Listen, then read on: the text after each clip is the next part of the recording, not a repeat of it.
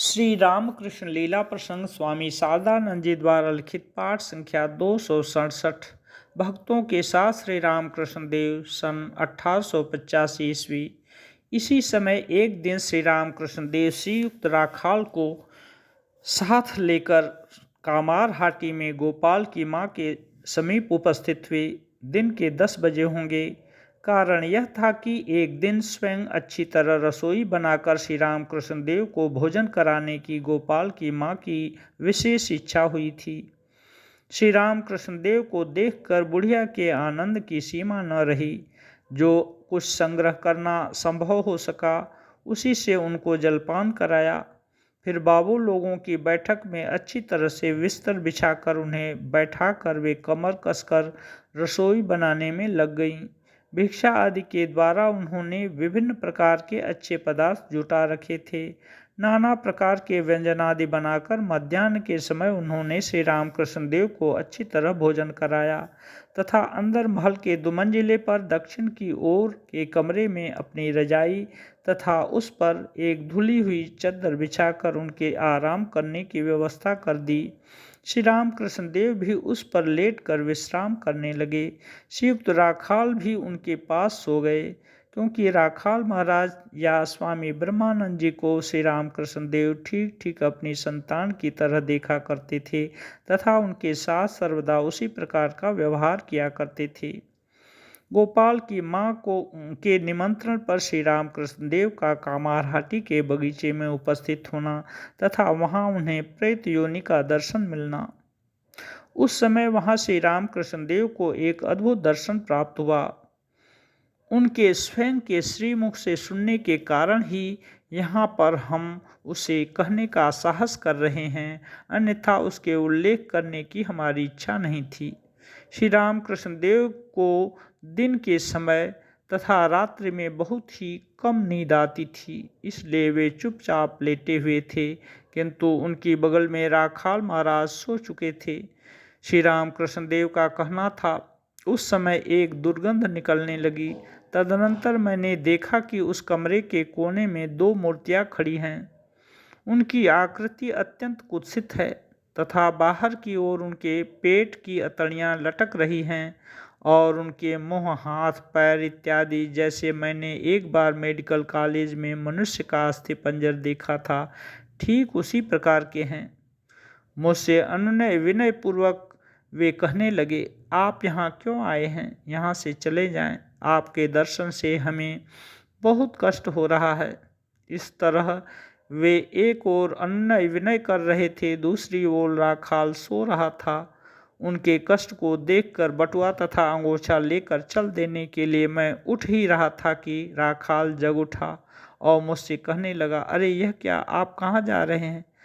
तब मैं उससे यह कहकर कि बाद में कहूँगा, उसका हाथ पकड़कर नीचे उतर आया तथा बुढ़िया से कहने के पश्चात नाव पर जा बैठा। फिर मैंने राखाल से उस वृत्तांत को कहा कि वहाँ 2 भूत हैं। बगीचे की बगल में कामारहाटी कारखाना है। उस कारखाने के साहब लोग खाना खाकर जो हड्डी आदि फेंक दिया करते थे, उन्हीं को वे सूंघते रहते हैं, क्योंकि सूंघना ही उनका भोजन है। उनके कमरे में वे रहा करते हैं। बुढ़िया से मैंने इस बात को नहीं कहा। उस मकान में उसे सदा सर्वदा अकेले ही रहना पड़ता है। सुनकर वह डरने लगेगी। काशीपुर के बगीचे में गोपाल की माँ को श्री रामकृष्ण देव का खीर खिलाना था, यह कहना कि उनके मुख से गोपाल भोजन करते हैं।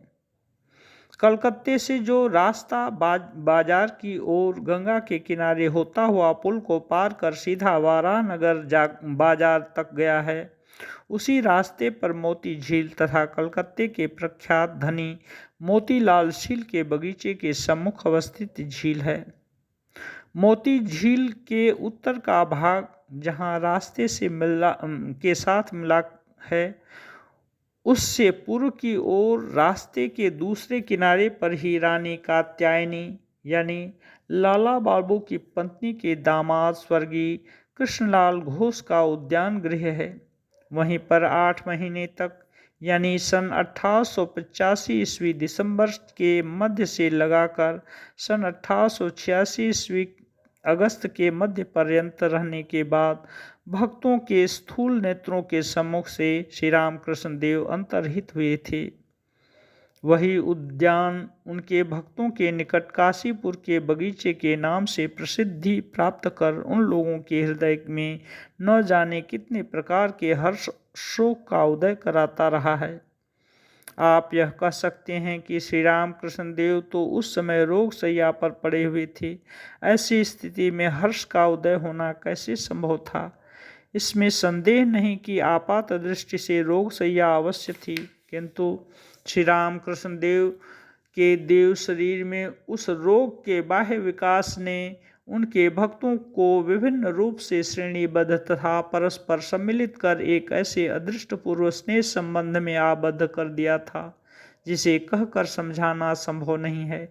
अंतरंग, बहिरंग, सन्यासी, गृहस्थ, ज्ञानी एवं भक्त आदि विभिन्न श्रेणियों का विकास भक्तों में यही स्पष्टतया दृष्टिगोचर हुआ था।